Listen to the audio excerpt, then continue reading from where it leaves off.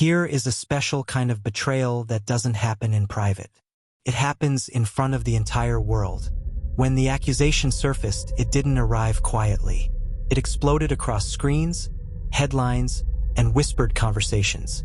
Within hours, a man who had spent decades building his name watched it become something people said with disgust. His name was Julian Cross, and until that moment, he had been untouchable. Julian wasn't born famous. He earned it the slow way through strange roles, risky choices, and years of work that most people never saw. He became known for depth, for intensity, for disappearing into characters. Fame followed him not because he chased it, but because he survived long enough to deserve it.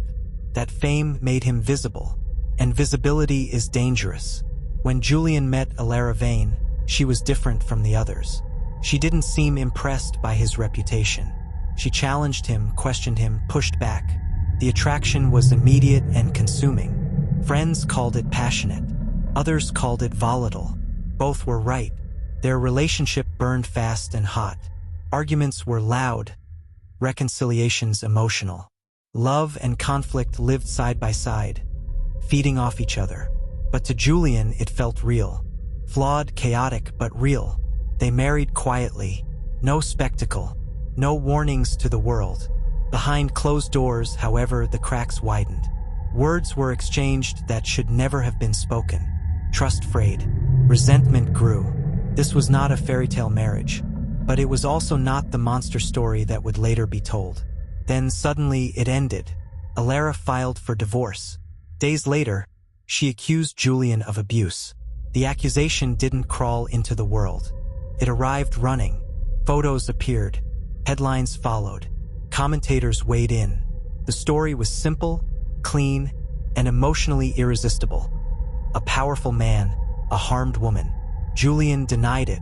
No one cared. Studios didn't wait for evidence. They distanced themselves. Projects disappeared. Longtime collaborators went silent. Invitations stopped. His career, once unshakable, collapsed under the weight of belief. Then came the essay. Alara published a carefully worded article portraying herself as a survivor. She never named Julian. She didn't have to. The implication was clear, and the applause was immediate. Julian read it alone. Sentence by sentence, he understood something terrifying. This wasn't just about divorce. This was about legacy.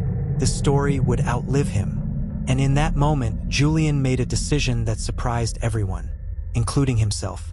He went silent. No interviews, no public defenses, no emotional pleas.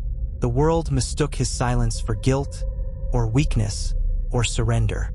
It wasn't. Julian was listening. He began gathering what no headline ever showed: context. Messages, audio recordings, medical records, photos with timestamps, testimonies from people who had stayed quiet out of fear or loyalty or exhaustion. None of it made him look perfect. That was the point. His lawyers warned him. If this ever went to court, everything would be exposed. The arguments, the chaos, the parts that didn't fit neatly into hero or villain. Julian agreed. This wasn't about looking innocent. It was about surviving a lie. Years passed. Then Julian did something no one expected. He sued. Not quietly, not secretly. He filed a defamation case in a courtroom open to cameras. Commentators laughed. Critics called it desperation. They said the world had already decided. But something strange happened when the trial began. People watched. Not clips. Not headlines. Everything. They heard recordings contradicting public statements. They saw timelines fall apart. Witnesses challenged narratives that had once seemed airtight. Small inconsistencies stacked into something larger: doubt. And doubt is dangerous. Then came the moment no one could ignore. A recording was played. Alara's voice filled the courtroom. Calm, confident, unmistakable. In it, she admitted to things she had publicly denied. There was no shouting, no drama, just truth, unfiltered. The room went silent. Julian didn't look at her. He didn't smile. He didn't react. He had waited years for this moment. When the verdict was read, it wasn't explosive. It was precise. The court ruled that Alara had defamed Julian. Not every claim was dismissed, not every fault erased, but the lie, the one that destroyed his name, was exposed. Julian exhaled for the first time in years. Karma had arrived.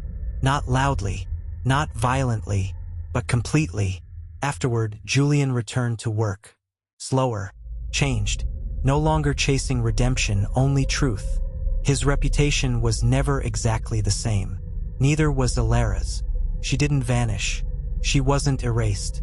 But the story she told the world no longer belonged only to her. And the world was left with an uncomfortable lesson it still struggles to accept.